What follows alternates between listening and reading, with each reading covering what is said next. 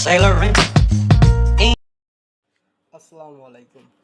Health tips রবিউলে আপনাদের সবাইকে স্বাগতম। আজকে যে বিষয় নিয়ে আলোচনা করব সেটা হলো শিশুদের জন্য প্যারাসিটামল খাওয়ার নিয়ম ও এর কাজ কী, এর গুণাগুণ সম্পর্কে আলোচনা করা হবে।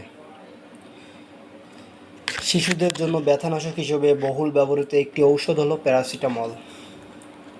এটি প্রায় মাথা ব্যথা, পেট ব্যথা, কানের ব্যথা ও সর্দি কাশির চিকিৎসায় ব্যবহৃত হয়। এছাড়া জ্বর কমাতেও সচরাচর প্যারাসিটামল ব্যবহার করা হয়ে থাকে। শিশুদের প্যারাসিটামল সাধারণত ট্যাবলেট ও সিরাপ হিসেবে পাওয়া যায়।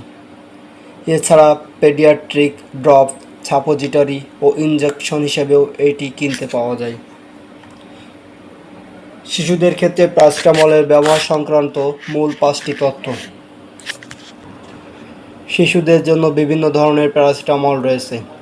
শিশুর বয়সের ওপর, এমনকি কখনো কখনো শিশুর ওজনের ওপর কোনো শক্তিমাত্রায় প্যারাসিটামল কত ডোজে খাওয়াতে হবে সেটি নির্ভর করে।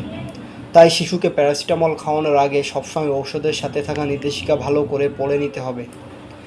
সাধারণত ট্যাবলেট অথবা সিরাপ খাওয়ানোর আধা ঘন্টার মধ্যে শিশু কিছুটা সুস্থ বোধ শুরু করলে সাপোজিটরি পুরোপুরি কাজ করতে 1 ঘন্টা পর্যন্ত সময় লাগতে পারে। শিশুকে প্যারাসিটামল খাওয়ানোর সময় তাকে প্যারাসিটামল মেশানো অন্য কোনো ঔষধ দেওয়া যাবে না। কফ ও সর্দি কাশির কিছু ঔষধে প্যারাসিটামল মেশানো থাকে, তাই এগুলো খাওয়ানোর ক্ষেত্রে সতর্ক হতে হবে। এইসব ঔষধ খাওয়ানোর আগে প্যাকেটের ভেতরে থাকা নির্দেশিকা ভালোভাবে পড়ে প্যারাসিটামল মেশানো আছে কিনা সেটি দেখে নিতে হবে।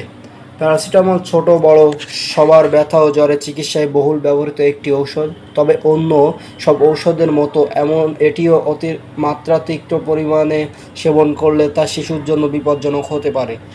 তাই প্যারাসিটামল সহ সব ধরনের ঔষধ সবসময় শিশুদের নাগালের বাইরে রাখতে হবে। বাংলাদেশে প্যারাসিটামলের পরিচিতি ব্র্যান্ডগুলোর মধ্যে রয়েছে নাপা, এইস, ফাস্ট, এটিপি, প্যারাপাইরল, পাইরালজিল, রিসেট, রেনোভা, ট্যামেন, এক্সেলো, এক্সপা।